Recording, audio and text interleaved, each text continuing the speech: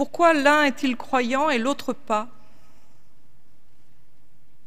Cette question semble à bien des égards insoluble. Comme si la foi s'était abattue sur l'humanité inégalement, sans pouvoir toucher tout le monde, et aurait donc oublié certains sujets. La perspective d'une foi aléatoire paraît totalement injuste, mais elle permet de régler ce problème facilement. On dira, c'est parce qu'on n'a jamais entendu parler de Dieu qu'on n'a pas la foi en lui. Cet argument a été employé par bien des missionnaires pour convaincre, parfois sous la torture, celles et ceux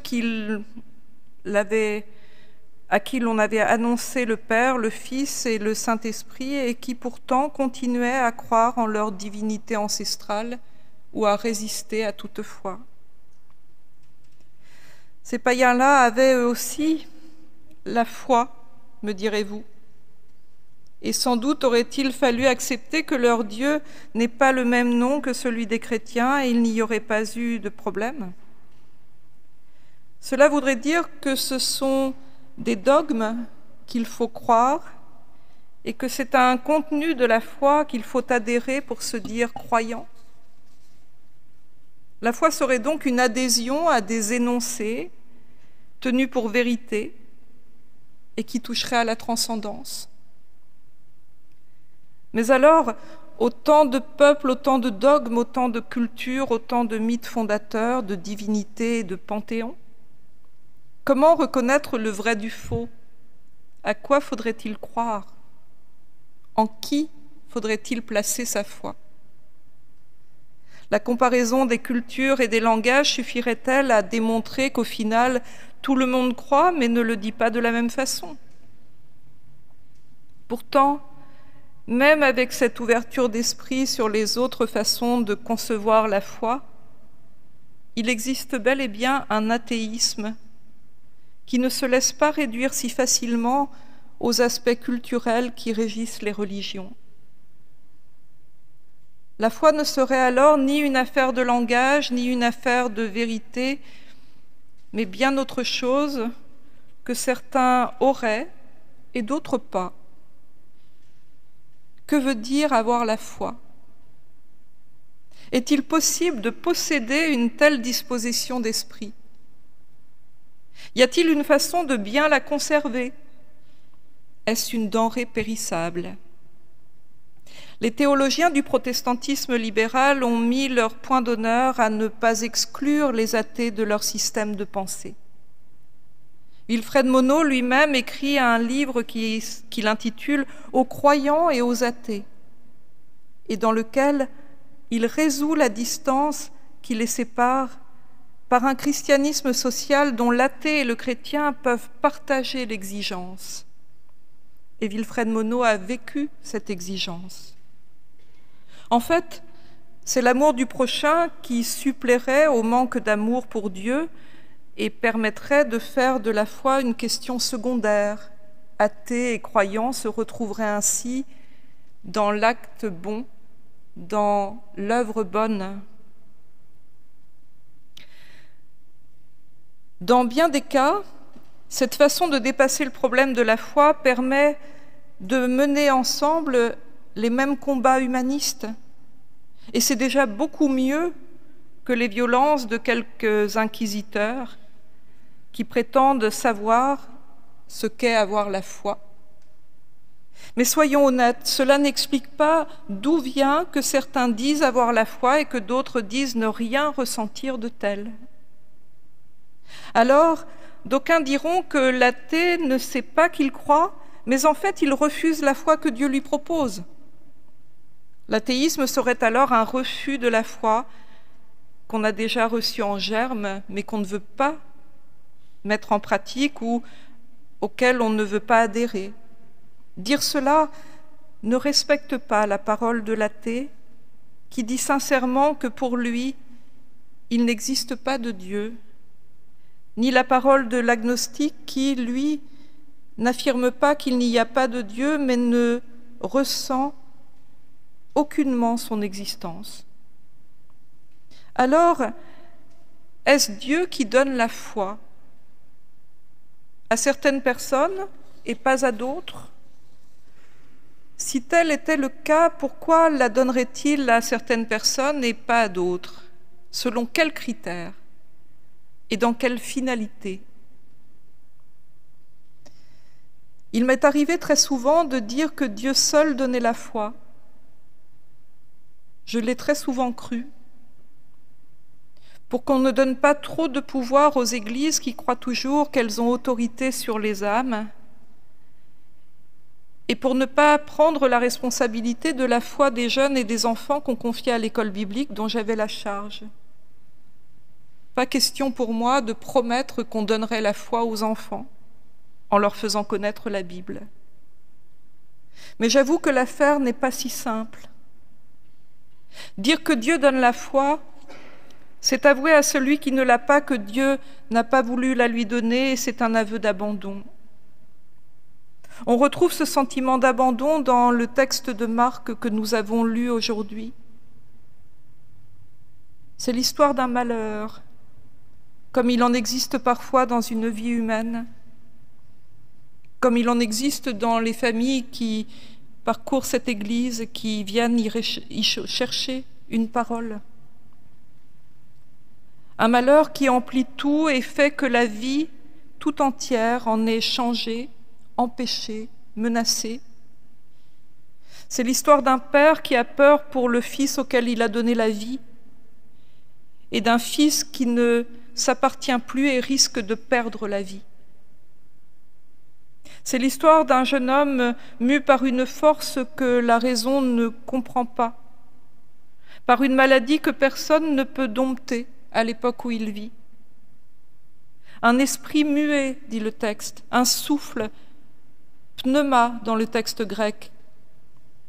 Mais ce souffle ne parle pas. Le souffle dans la Bible, c'est la vie d'habitude. Et là, c'est un souffle muet, un souffle qui ne dit pas qui il est. Il est muet et donc n'a pas de sens. Il ne se dit pas, ne se parle pas. Il est inhumain. Et dans toute cette histoire, il n'est question que de foi. Là où l'on attendrait de la rationalité pour soigner selon une stratégie efficace. Tout est possible à celui qui croit. Cette affirmation renvoie à son incapacité. Quiconque n'est pas capable de transformer le monde par la foi. Jésus se fâche d'abord contre ses disciples qu'il qualifie de génération sans foi. Le grec emploie le a privatif, apistoi. Les disciples sont privés de foi. Il serait étrange que, selon Jésus, ces disciples auxquels il ouvre chaque jour la voie vers son Dieu soient privés de foi par ce même Dieu. Il parle de génération, c'est-à-dire ceux qui sont nés d'une autre génération avant eux. Cela voudrait-il dire que leurs pères ne leur ont pas transmis la foi, qui pourrait les aider à guérir l'enfant soumis à cet esprit muet? Les disciples auraient été privés d'un bien précieux qui ne leur a été donné ni par Dieu ni par leur Père, et pourtant Jésus leur reproche ce manque. De quelle façon les disciples sont-ils incroyants? Dans la deuxième partie de son livre « Être et avoir », Gabriel Marcel écrit ses réflexions sur la foi et il tente de dire les manières d'être incroyant, ainsi que les manières d'être croyant. Il prend notamment le cas de l'incroyant militant qui dirait « Je sais qu'il n'y a rien. Si vous cherchez à me persuader du contraire, c'est que vous êtes trop lâche pour regarder en face cette terrible vérité. » Ce pessimisme qui fait comme s'il était possible de savoir qu'il n'y a rien à la place de Dieu n'est pas plus objectif que la crédulité qui préfère penser qu'il y a des raisons de croire sans prendre le temps de les connaître.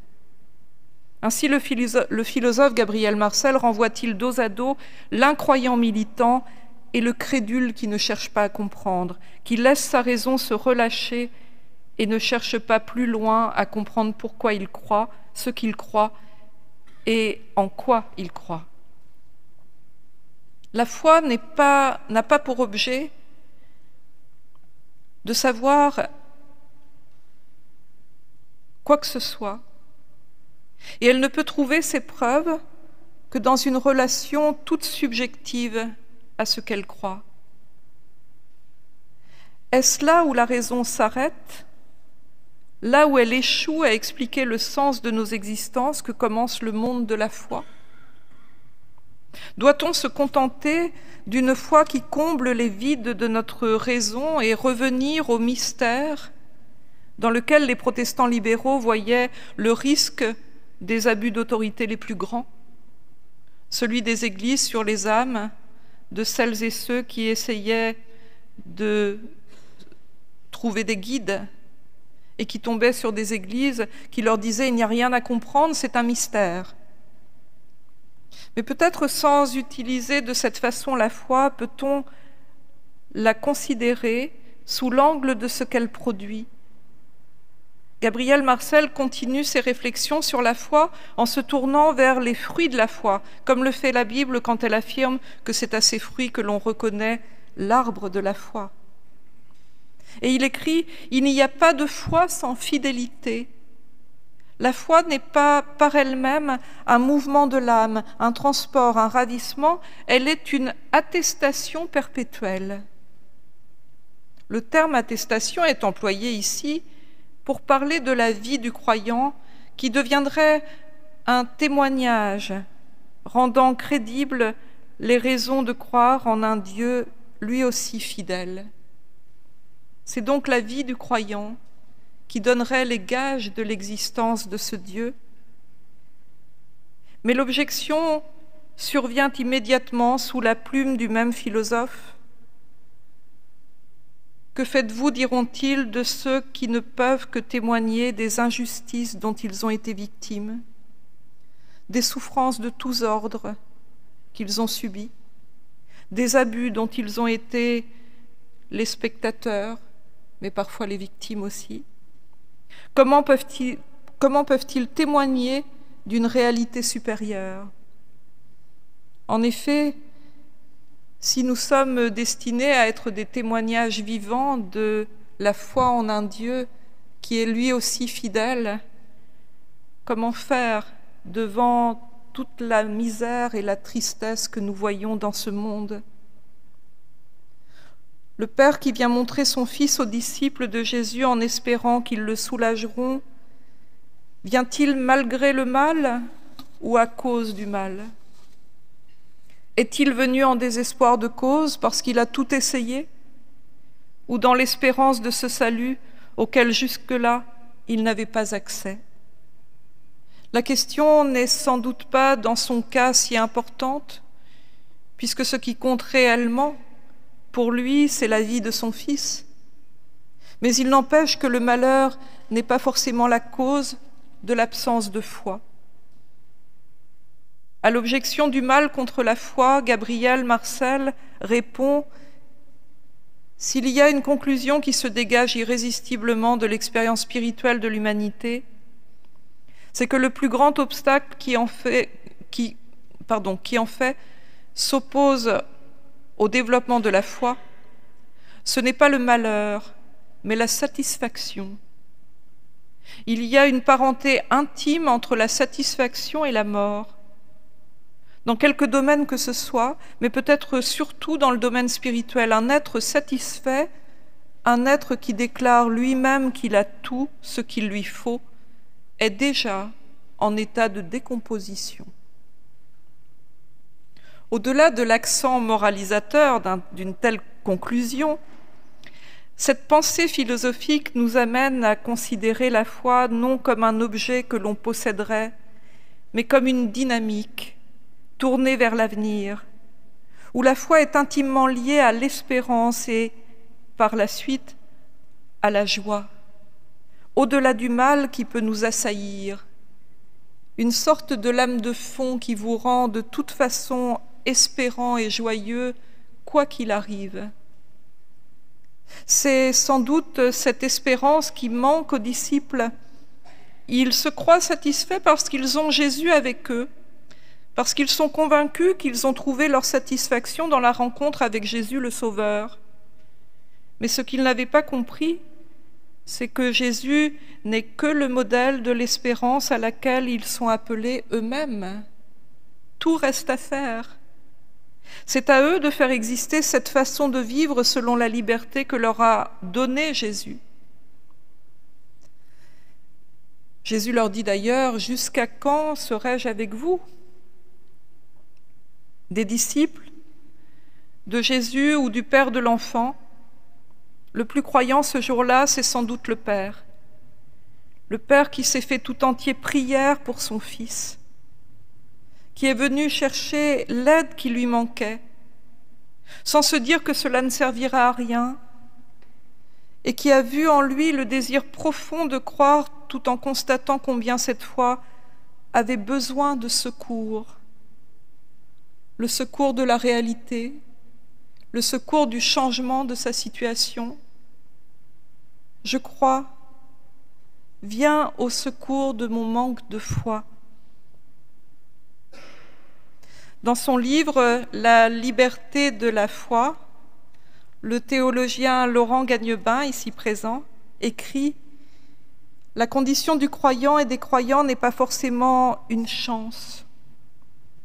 Le penser est absurde et montre, pour le moins, que l'on n'a rien compris à ce qu'implique et signifie une foi authentique. Je partage volontiers le cri du psalmiste disant à Dieu « Je me suis fié à toi, ne me laisse pas le regretter » dans le psaume 25. La foi ne règle rien, on l'aura compris. Et même si dans ce texte de la Bible, Jésus arrive à chasser cet esprit mauvais, même si les miracles ont été employés comme force de persuasion, comme preuve dans les évangiles, il n'empêche que nous savons tous et toutes ici que quand la maladie qui n'a pas de solution médicale survient dans nos familles, la foi semble bien incapable de régler la maladie elle-même, de la soigner, de la guérir. Alors que fait-elle cette foi? Où est-elle? Et où est-il ce Dieu? La foi ne règle rien en effet. Elle semble bien impuissante à première vue, tellement impuissante que l'on a peine à penser qu'elle serve jamais à rien. Pourtant, cette espérance au-delà de la réalité, sans être une naïveté sur la réalité, sans être un échappatoire, une fuite, cette foi profonde au-delà du mal, cette foi qui nous dit que contre les sources de mal dans nos vies, il y a des sources de vie qui perdurent, est une source d'espérance sans cesse renouvelée, une source de vie qui ne s'éteint jamais. J'ignore si c'est Dieu qui suscite la foi. Malheureusement, je ne vous donnerai pas la réponse ce matin. Mais je crois que le monde considéré selon les modalités de cette foi n'est pas le même, et que notre regard change sur ce monde quand on prend garde au fait que nous ne sommes pas seuls, qu'il y a peut-être quelque part un Dieu qui veille et qui nous encourage à continuer, quel que soit le chemin, et même si cela semble à certains moments absurde.